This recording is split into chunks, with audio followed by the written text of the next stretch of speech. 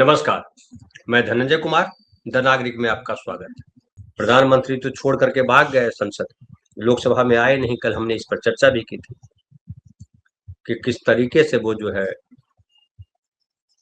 उनको कहा गया लोकसभा अध्यक्ष के द्वारा कि आपको खतरा है, आप पर हमला हो सकता है, हमें ये रिपोर्ट मिली है, इसलिए लोकसभा में आप अपनी रिपोर्ट मत पेश कीजिए, आप भाषण मत कीजिए।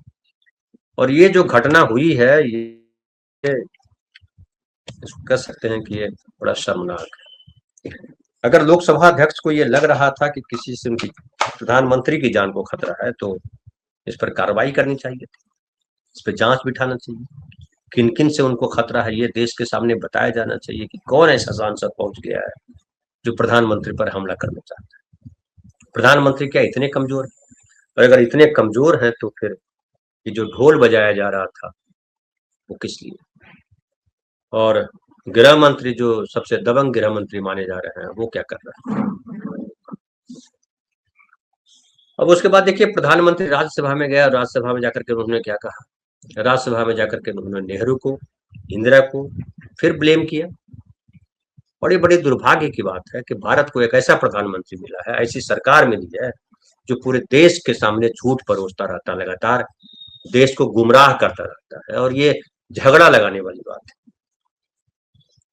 कल हमारे एक साथी ने चर्चा की थी कि उन्होंने यहाँ की आबादी को समस्या नहीं कहा था, उन्होंने कहा था कि देश में जितने लोग हैं उतनी समस्याएं हैं।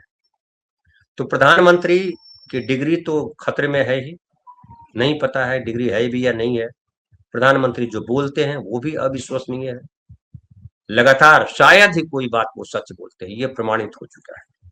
और वो ये झूठ बोलने के लिए जो उन्होंने, चाहे वो चुनावी रैली हो, चाहे वो विदेश जाकर के बोले या संसद के भीतर बोले, हर बात में उनका झूठ पकड़ लिया जाता है। क्योंकि कांग्रेस के लोग और कई सारे हम जैसे पत्रकार है, आप जैसे साथी है, जो इनके झूठ को पकड़ लेते हैं। सोशल मीडिया पे जाइए तो हर जगह जो है छी थू थू हो रही है प्रधानमंत्री के नाम पर, बीजेपी सरकार के नाम पर और आरएसएस के नाम पर। इनका काम सिर्फ नफरत फैलाना है, इनका काम सिर्फ झूठ बोलना है, ये लोगों को पता चल रहा है। हालांकि दुर्भाग्य है कि गटर मीडिया अभी भी जो है इनको सिरमौर बनाई हुई है, और गटर मीडिया के आधार पर ढेर सारे लोग हैं जो अभी भी भक्त बने हुए हैं, और ये देश को ऐसे गहरी खाई में धकेल देना चाह रहे हैं जहां से देश निकल करके नहीं है। लेकिन मुझे लगता है कि धीरे धीरे लोग जागरूक हो रहे हैं और समझ रहे हैं कि आरएसएस देशभक्त लोगों का संगठन नहीं है। ये समझ में आ रहा है कि बीजेपी जिस तरीके से तमाम लोगों पर आरोप लगाते रहती है, ये देशद्रोही हैं, ये फलां है, ये ढिकां है, और खुद जो है ऐसे काम करती है। और अब जो है आम आदमी इन पर भरोसा नहीं कर रहा है, ये जो है खास दिखाई पड़ रहा है। अब आम आदमी इन पर भरोसा नहीं कर रहा है, उनको लग रहा है कि ये देश को गुमराह कर रहा है। अभी एप्स्टीन फाइल का ही मामला लीजिए। राहुल गांधी ने कहा कि नरेंद्र मोदी इसलिए नहीं आ रहे हैं कि उनको खतरा है। वो नरवणे जी की किताब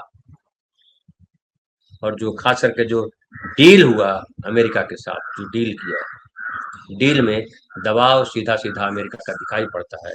और अमेरिकन दबाव एप्स्टीन फाइल को लेकर के भी है, अडानी को लेकर के भी है, और भारत की जो आंतरिक राजनीति है जिसमें बीजेपी लगातार पिछड़ती जा रही है, जिसमें बीजेपी लगातार एक्सपोज होती जा रही है, चाहे हिंदू मुसलमान का मसला हो, दलित सवर्ण का मसला हो, तमाम मसलों पर बीजेपी ने केवल फसाद खड़ा कर दिया है। कोट द्वार में जो हो रहा है, जो हुआ, वो लोगों को पता चल रहा है। दरभंगा में जो हो रहा है और दूसरी जगहों पर कई घटनाएं आ रही है जहां दलितों को, पिछड़ों को, उनको पीटा जा रहा है, उनके साथ गुंडाई की जा रही है, और ऐसा लगता है कि पूरे देश में जो है अराजकता की स्थिति है। और देखिए, जो मैं एप्स्टीन फाइल की बात कर रहा था, तो एप्स्टीन फाइल में अभी जैसा कि राहुल गांधी ने भी कहा था कि अभी बहुत माल बाकी है।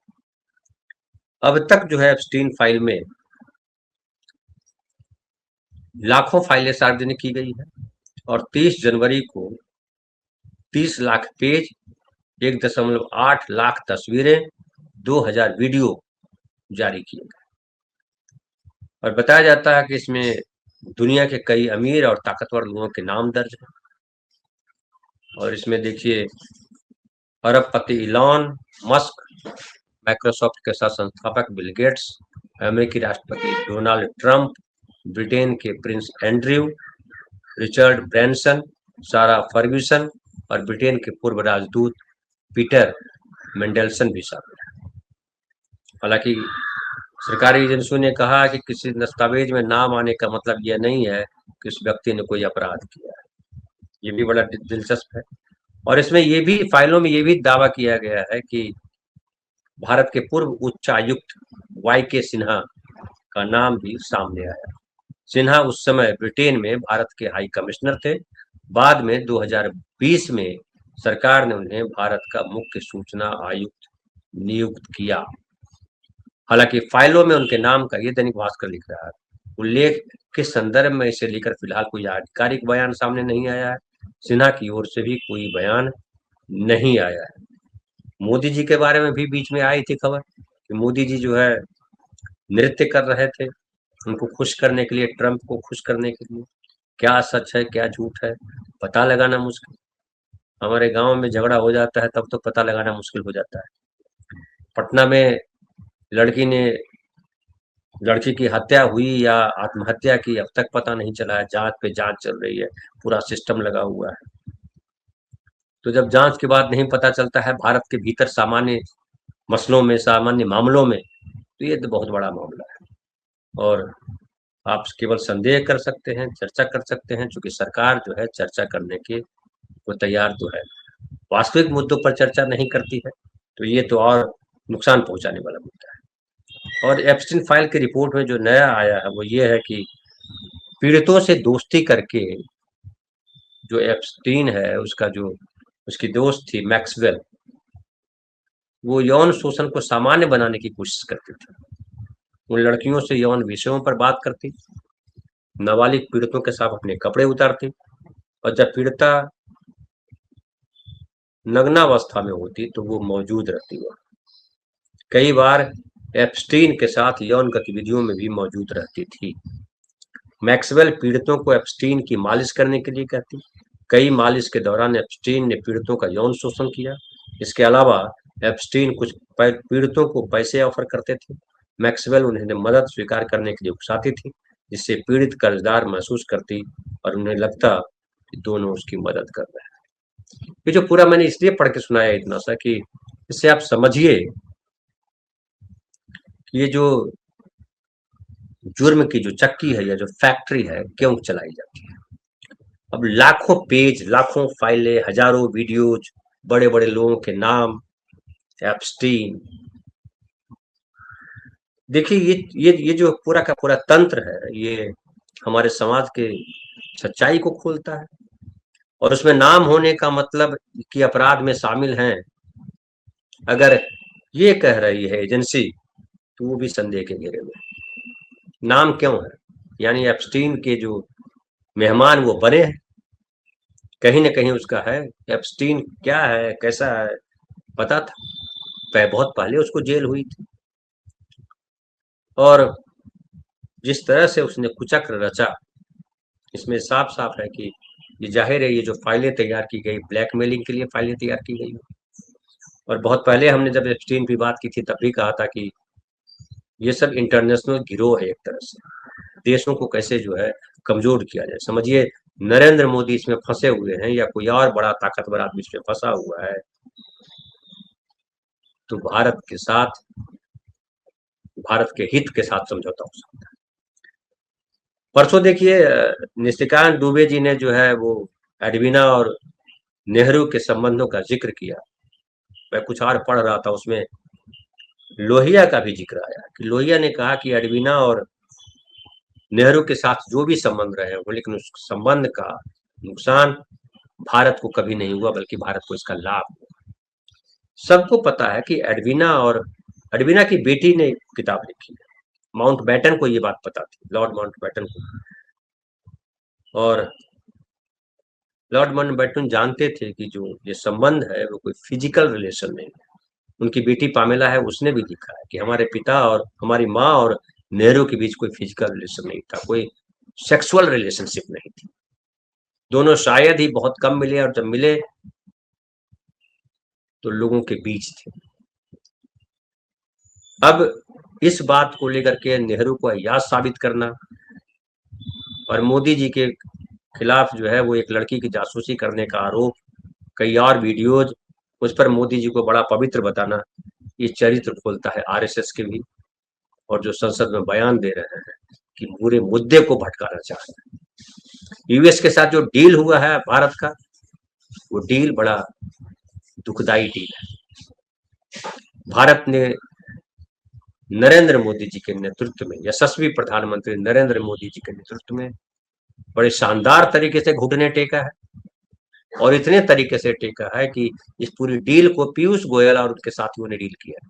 नरेंद्र मोदी जी केवल हाँ हो गया तक सीमित है। इसलिए नरवणे जी की किताब में जो है कि प्रधानमंत्री ने कहा, रक्षा मंत्री ने बताया थल सेनाध्यक्ष को कि आपको जो ठीक लगता है कर लीजिए, यही अनिर्णय की स्थिति है। और इसको इसे ऐसे भी पहचान कि जब कहीं भाषण कर रहे होते हैं, विदेश में भी ऐसा हुआ, जब अपना वक्तव्य पढ़ रहे होते थे, भारत की तरफ से बोल रहे होते थे, और उस समय जो है जो लिखा हुआ आता है सामने, जिसको देख करके पढ़ते हैं, उसकी इलेक्ट्रिक चली गई, वो गायब हो गया, तो प्रधानमंत्री चुप हो जाता है। कई ऐसी घटनाएं, जब टेलीप्रॉम्प्टर ने धोखा दिया तो प्रधानमंत्री की आवाज गुम हो गई। तो जो प्रधानमंत्री टेलीप्रॉम्प्टर पढ़ के बोल रहा हो वो कितना ज्ञानी हो, ये आप समझ सकते हैं। और हर मसलों पर, अभी देखिए मैं कहीं देख रहा था, वो विद्यार्थियों को ज्ञान दे रहा है कैसे एग्जाम दीजिए, जिनके पास खुद डिग्री का पता नहीं है वो ज्ञान दे रहा है। तो ये हमारे देश का एक तरह से कहिए दुर्भाग्य है। और दुर्भाग्य ये है कि अच्छे अच्छे लोग, खास करके अब ये हो गया है कि आरएसएस के साथ सवर्णवादी लोग खड़े हैं, और वो बचाने में हर तरीके से लगे हैं। सिस्टम में सवर्णवादी लोग भरे हुए, ये भी सबको पता है।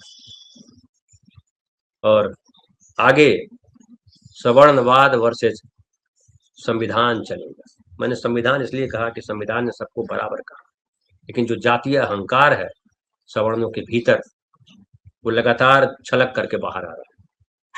केवल वो गांवों में नहीं, कस्बों में नहीं, आपस गांव मोहल्ले में नहीं, बल्कि वो मीडिया में भी छलक करके आ रहा है। आप देखिए किस तरह से लिख रहे हैं कुछ सवर्णवादी लोग, किस तरह के कमेंट्स कर रहे हैं, किस तरह से लिख रहे हैं, और गिरिराज सिंह जैसे लोग, निशिकांत दुबे जैसे लोग किस तरीके से भारत की अस्मिता को मटिया मेट करने में लगे। और महत्वपूर्ण ये भी है कि देखिए इसका असर पूरी अर्थव्यवस्था पर पड़ रहा है। शेयर बाजार, जिस दिन डील की चर्चा हुई उस दिन खूब जोर से उठा शेयर बाजार, 2,500 करीब सेंसेक्स बढ़ गया। लेकिन पिछले कुछ दिनों से लगातार उसके बाद सेंसेक्स नीचे गिर रहा है, भारी नुकसान हो रहा है। और ये नुकसान इसलिए है कि अनिश्चितता है, कहीं कोई निश्चित नहीं। और ये बड़ा खतरनाक है।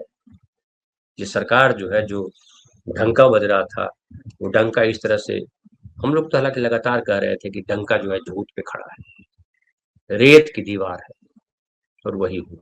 रेत भी कम से कम चलिए अच्छी, हवा में खड़ा किया गया था, और गटर मीडिया ने खड़ा किया था, पैसों पे खड़ा किया गया था। लेकिन वो सारा बुलबुला जो है धीरे धीरे करके टूट रहा है, फूट रहा है। और राहुल गांधी जो कह रहे हैं, जो कह रहे थे, वो सारा सच होता प्रतीत हो रहा है। अब देखना है कि देश का समाज, बहुमत या सिस्टम कब तक जो है संविधान को दबा पाता है। और बहुत बहुत धन्यवाद आप तमाम साथियों का। फिर हम मिलते हैं शाम की चौपाल में।